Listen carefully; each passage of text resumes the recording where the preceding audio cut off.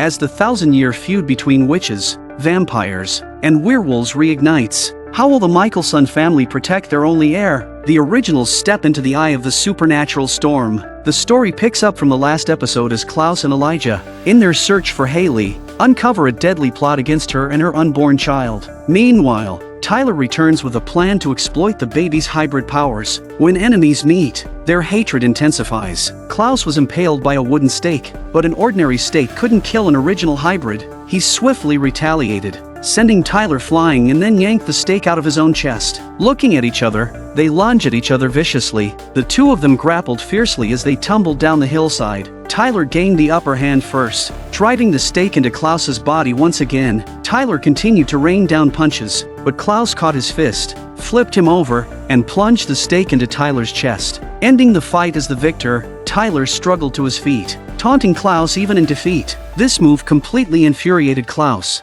who didn't hesitate to plunge his hand into Tyler's chest, intending to end his life once and for all. But as he faced the only hybrid he had ever created, Klaus found himself unable to go through with it. Now go, and live the rest of your days knowing you are nothing to me. Klaus let go of Tyler and turned to leave. Klaus arrived back at the riverside cabin earlier than Elijah and Haley, only to find a body clearly of hybrid origin lying before him. He had no idea what had transpired. Elijah and Haley had now joined forces. They believed Tyler's words and used them as evidence to accuse Klaus of knowing all along and even planning to use his child to create an army of hybrids. Having just shown mercy by sparing Tyler, Klaus was deeply hurt by this groundless accusation. He decided to live up to his brother's accusation and become the villain they thought he was. Without hesitation, Klaus bit his brother's neck. The werewolf venom couldn't kill an original, but it would weaken Elijah for days. Klaus left with a look of provocation, while the brothers were busy fighting each other. Marcel discovered that Josh was a spy planted by Klaus. However, instead of killing Josh, he brought him to Davina. Marcel needed Davina to remove Klaus's compulsion and then used Josh as a double agent. Under the torment of Davina's witchcraft, Josh was in unbearable pain, but he also gained Davina's friendship. This precious bond would stay with Josh until the day werewolf venom claimed his life. Meanwhile, Rebecca, who had been planning to leave New Orleans, rushed back. Rebecca believed Marcel had kidnapped Haley. She found Marcel and immediately flew into a rage, accusing him of betraying her feelings time and time again. But Marcel saw a glimmer of hope. He showed Rebecca the house he had designed for them. He explained that all it would take was using the silver dagger to seal Klaus away for a few hundred years, and then they could be together forever. Marcel successfully convinced Rebecca to join his side. Tyler's appearance made Haley's existence no longer a secret. Upon learning that Klaus could use the unborn child to create a stronger hybrid army, the vampires grew increasingly wary. Rebecca pushed the door open, confirming Tyler's claim, and the room instantly grew 3 times tenser. Without saying a word, Rebecca snapped Tyler's neck, warning the vampires not to target her niece, as Klaus was the one they needed to deal with. Elijah was suffering from the effects of the werewolf venom, while Haley stayed in the cabin to care for him. But Elijah, burning with fever, began to hallucinate, seeing a lover from centuries past. The moment Haley touched Elijah, she too saw the vision, revealing a deep-seated pain buried within Elijah's heart. There was a time when Elijah and Klaus lived recklessly. Klaus found pleasure in killing, while Elijah was lost in Celeste's gentle embrace. To evade their vengeful father, Klaus spread a rumor of a deranged witch performing blood sacrifices in the area, inadvertently causing the death of Elijah's lover. This painful memory left Elijah in unbearable agony. The torment from the werewolf venom drove Elijah to madness, and he suddenly lunged at Haley, mistaking her for Klaus, and began to choke her. With Haley's life hanging by a thread, a woman appeared, driving a stake into Elijah's body, saving Haley in the nick of time. Her name was Eve, a fellow member of the Crescent Wolf clan. Just like Haley, from her, Haley learned the whereabouts of her parents. In a bid to consolidate his power, Marcel had slaughtered most of the werewolves, and Haley's parents were among the casualties. The remaining wolves were cursed by him to stay in wolf form, able to transform back into humans only on the full moon. As they spoke, Elijah regained his sanity, and the bite on his neck healed completely. Even Haley's conversation was abruptly cut short, but knowing the whereabouts of her people still brought Haley immense relief. Klaus wasn't idle either. He sent Josh to retrieve his missing silver dagger. Little did he know, Josh had already been turned by Marcel. Following Marcel's intel, Josh informed Klaus that the dagger was in Marcel's possession and that he could retrieve it while Marcel was away. Klaus entered Marcel's mansion, only to be surrounded by waiting vampires. After the vampires weakened him, Rebecca was to drive the dagger into Klaus's heart herself. Though deeply hurt by his sister's betrayal, Klaus felt no fear in the face of the overwhelming crowd. Instead, he calmly pulled out a coin. Whoever picks up this coin gets to live. Before the fight, Klaus begged for mercy, but it wasn't out of fear or weakness, it was an act of compassion toward his enemies. However, the vampires seemed to misunderstand his good intentions.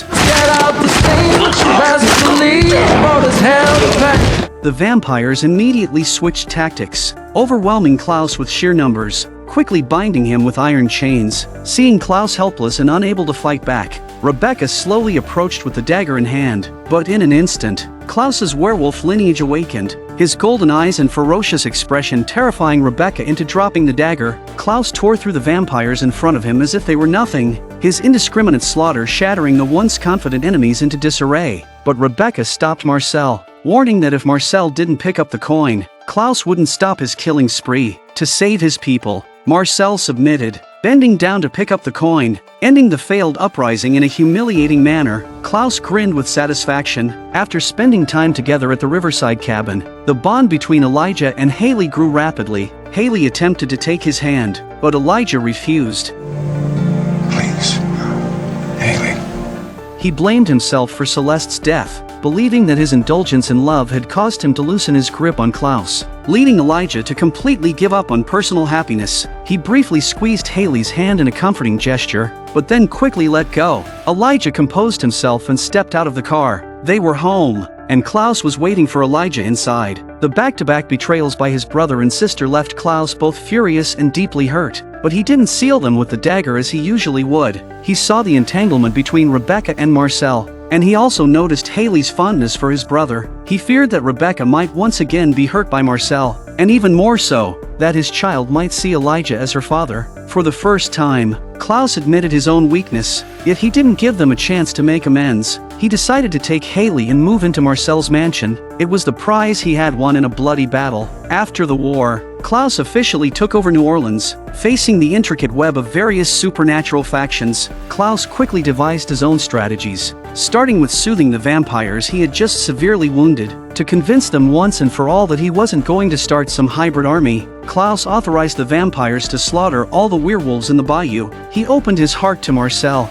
revealing every scheme he had ever laid out. With a gentle and amiable demeanor, he invited Davina to join him, allowing her to leave the attic and move into the mansion. The most crucial step was meeting with the city's human rulers. Upon their first meeting, the police chief immediately spoke rudely. Despite Father Kieran's repeated efforts to mediate, the chief's arrogant attitude still angered Klaus. Klaus' condescending words were strong and arrogant. The police chief, wielding significant military power, was not one to back down, but they had clearly underestimated Klaus's temper and strength. They called Klaus to inform him that the humans had taken measures against his threat. The next second, a massive explosion echoed through the bar, with flames engulfing the vampires as heavy weapons fired upon them relentlessly. In the aftermath, the vampires suffered heavy casualties. Marcel was furious, declaring that Klaus's poor diplomacy had cost the lives of his men, but Klaus had no intention of letting this go. Let's go kill them all.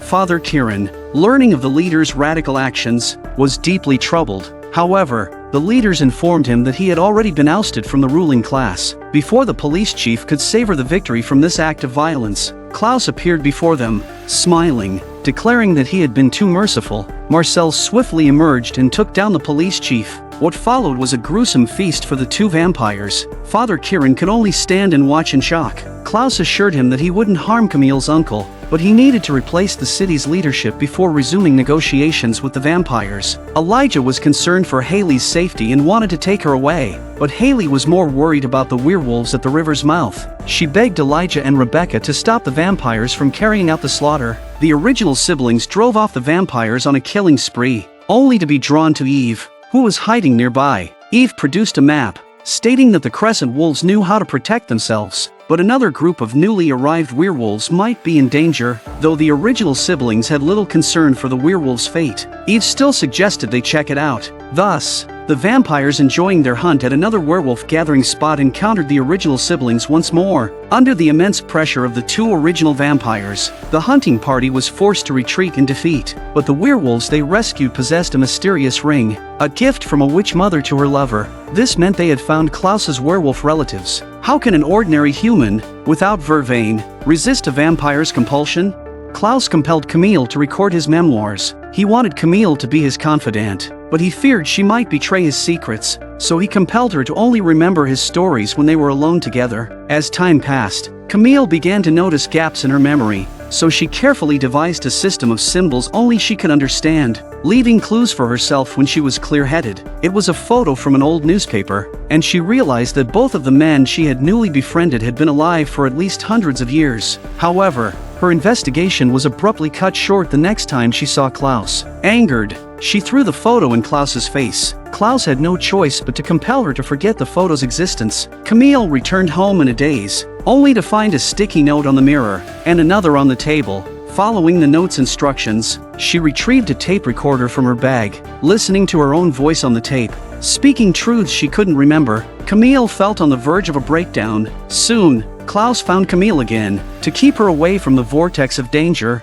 Klaus compelled Camille to forget him entirely and urged her to leave New Orleans and start a new life. Despite his fragile yet arrogant heart longing for Camille's comfort, as fellow captives under Klaus's watch, Haley and Davina found solace in each other. During a conversation, Haley accidentally let slip that the witch elder was dead, but Davina refused to believe her, as only the elder could preside over the harvest festival. The elder's death meant she was free, yet Marcel hadn't told her this. Josh brought a violin to Davina's room, confirming that the witch elder was indeed dead. Davina painfully realized that Marcel had deceived her and that she was merely a tool in his control over the witches. Crushed by this betrayal, Davina decided to leave the mansion, but with little experience in the world, she had nowhere to go. After much thought, Davina turned to the only person she trusted, Camille, but Camille no longer knew who she was. Okay, what are you doing? It's okay, I can fix you. Klaus and the others quickly realized that Davina was missing. Klaus now saw Davina as an enemy, instructing the vampires to hunt her down, but Elijah stopped Marcel, pointing out that Klaus's methods wouldn't be gentle, and they needed to ensure Davina's safety. The witches also caught wind of the situation. Without Davina's power, the vampires wouldn't be able to control the witches' movements, so they needed to seize the opportunity to find Davina first. Davina was hiding in Camille's room, where she helped Camille break Klaus's compulsion, but suddenly, she sensed the witches casting a spell. Without a daylight ring, Josh couldn't leave the room, so Camille took Davina and left first, planning to meet up after sundown to leave the city together. To find the missing Davina quickly, Klaus called Josh, claiming he had captured Davina's boyfriend, using this to force Davina to show herself. Josh, left with no choice, relayed the message to Camille and Davina hiding in the church. Davina was frantic upon hearing the news, but a group of black-clad witches stormed the church and knocked Camille unconscious. Davina was enraged beyond control. She raised her hands, lifting the witches into the air, and with a fierce motion, she killed them all. With no time to care for the unconscious Camille, she decided to go rescue her boyfriend on her own. As night falls, Josh soon sees a raging Davina on the street and tries to convince her not to risk her life. But Davina was singularly focused on killing Klaus. Josh hesitated but ultimately let Davina go. Rebecca pops up and points out that he didn't tell Davina that killing Klaus would kill all the vampires he's turned, including him and Marcel. But Davina stood no chance against Klaus, so Josh had to find a way to help her and save Davina together. Tim sits trembling on a high beam and plays, a scene that intensifies Davina's anger. Klaus's harm, Elijah's deception, and Marcel's manipulation drove Davina to the brink of madness. With a wave of her hand, she slammed Klaus to the ground, while another hand immobilized Elijah and Marcel. Davina continued to chant the spell, forcing Klaus to reveal his true werewolf form, and then knocked him out. As for Elijah, who had deceived her, Davina made blood pour relentlessly from his mouth until he choked and passed out. But Marcel's sincere expression gave Davina pause, and Rebecca ended his sweet talk with a wooden stake. Tim watched the scene unfold in shock. Rebecca ordered Tim to jump down from the beam, catching him as he fell. Rebecca took them to the dungeon where Marcel punished vampires, showing that he was no different from the original brothers. It was then that Davina saw Marcel's true nature, staring in disappointment at the hellish scene before her. Tim handed Davina a bottle of water and watched her drink it. But then, Tim suddenly felt unwell. Klaus had compelled Tim to poison the girl he loved, and after completing his mission, he killed Tim to silence him. Davina also began to feel unwell and collapsed beside Tim. The witches didn't stop their actions. Sophie called Haley, saying she needed the remains of a witch elder who hadn't been sacrificed to the ancestors to gain the power to conduct the harvest ritual. In return, she promised to help Haley break the Crescent Wolves' curse. All Haley had to do was find Elijah's journal and uncover where he'd buried his lover 200 years ago.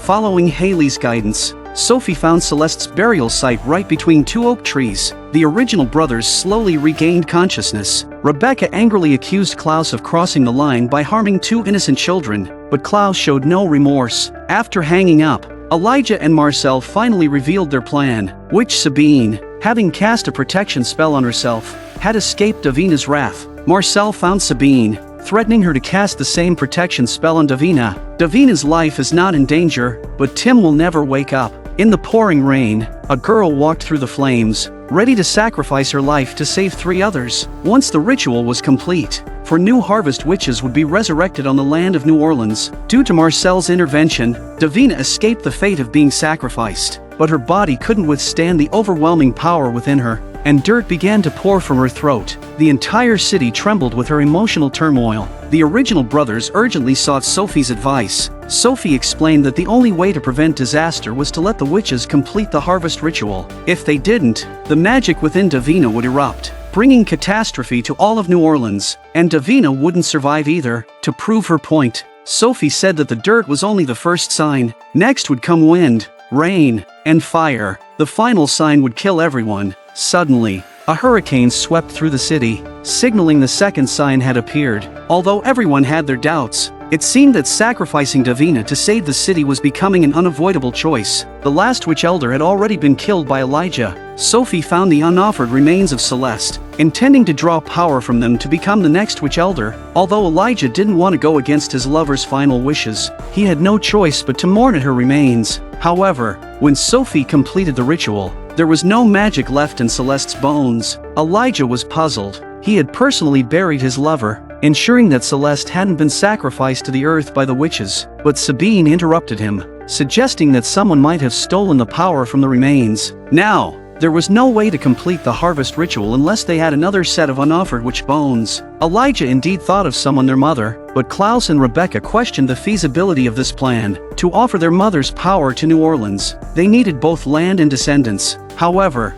vampires are classified as non-human, so they cannot own land, but Elijah had already prepared for this. He had transferred the plantation to Haley's name, and her unborn child would be the family's heir. Once the power is sacrificed to the earth, Klaus' child will be born a New Orleans witch. Klaus immediately agreed with the idea, but Rebecca argued that doing so would be handing over powerful magic to their enemies. However, reality no longer allows them any hesitation. The third omen has already appeared. Kill a demon today, face the devil tomorrow.